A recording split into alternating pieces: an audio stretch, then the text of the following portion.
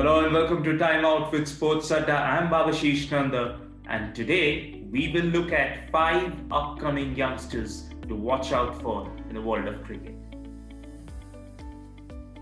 Without further ado, let's dive straight into this one. The first on that list is Kyle Jamieson, New Zealand's tallest fast bowler right now. It'll be interesting to understand that in his younger days, he was actually a batsman.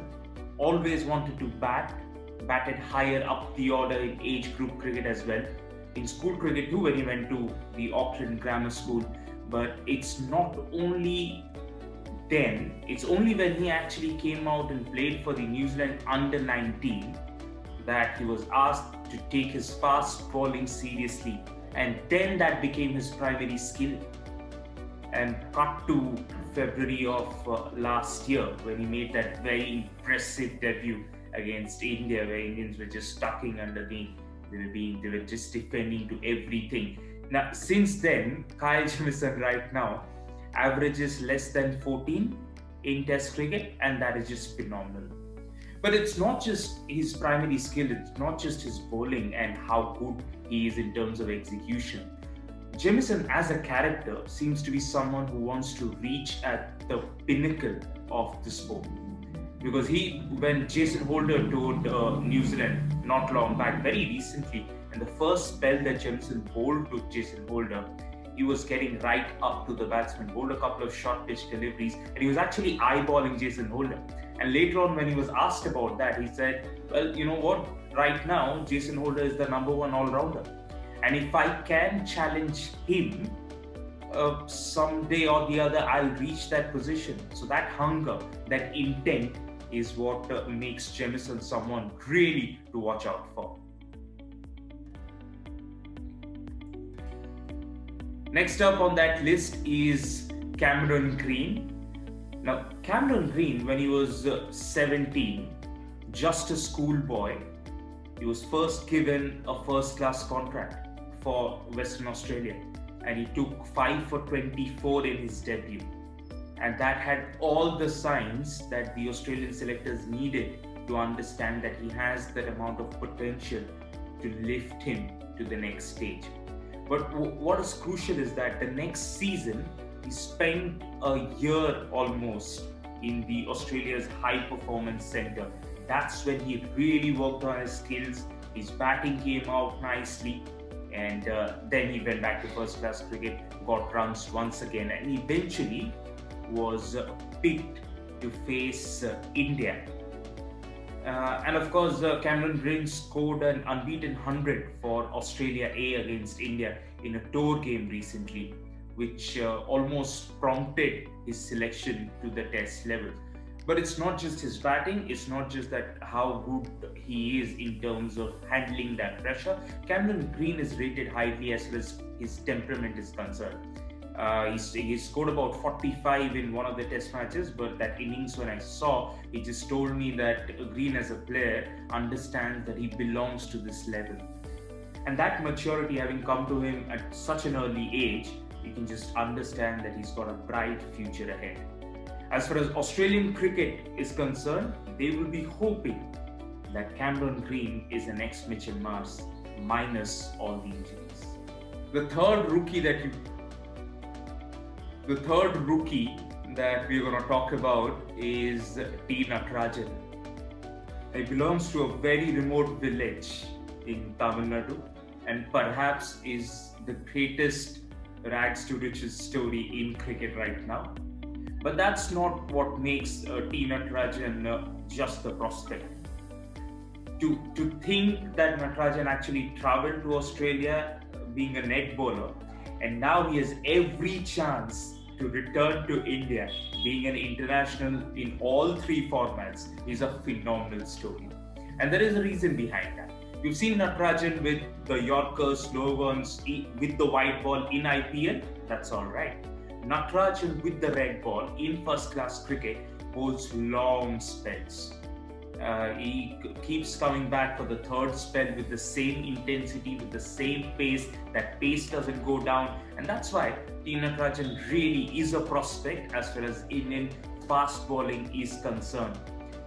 One of the tactical measures that Natarajan also adds to this Indian Test side is that when he'll run in bowl probably 2 spells, 3 spells or whatever, those footmarks that he produces, they are going to be gold dust for India's premier off spinner Ravichandran Ashwin.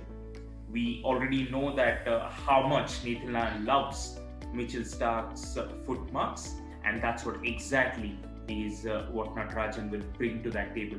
Right, in good bowler, can bowl long spells, has the pace, gets the movement, has the variations, and more importantly, will aid the off spinner. That's why you should definitely watch out for T. Natarajan.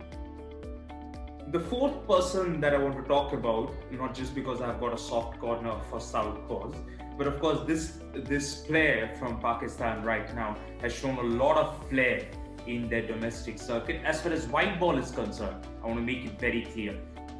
Khushdil Shah, who's now been given the opportunity to play for the national side in white ball cricket, played a lovely knock against Zimbabwe very recently.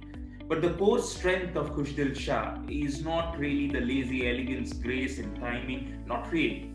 He's such a brute that he prefers the arc between mid-on and square leg, and anything in that zone, that is going to disappear. I was listening to an interview by Mohammad Yusuf recently, and how much he has worked with Khushdil Shah in terms of his power hitting, in terms of picking the right areas, and that's sort of a knowledge you want for a youngster to get when he's just starting out. Because of that, and of course, I feel Khushdil Shah is someone who's a team man. He's chirpy, he's very close to the wicketkeeper sometimes, stands at that slip cordon, understands the tactics really well. And when you have people like Mohammad Yusuf, Yunus Khan guiding him, he will only get better. At the moment, very much of a power striker, but the sort of a game he has, I think he'll be a fit even in the 50-over format. And if you can just work on that technique, solidify that defense, you never know, Khushdil Shah is a test batsman sometime in the future.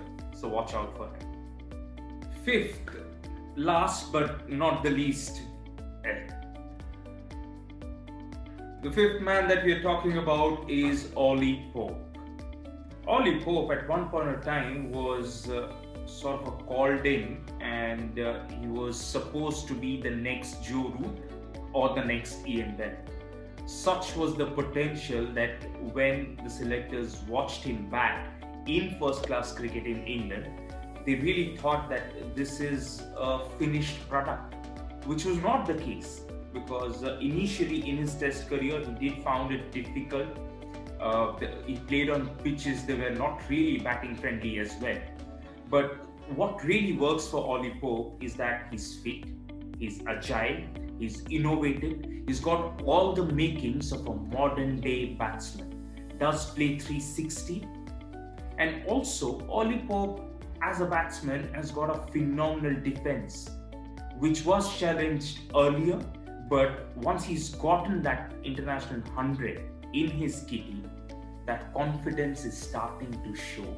And if England invests in a player like Ollie Pope, which so far they've shown every signs of doing that, Ollie Pope might just be the big thing in English cricket.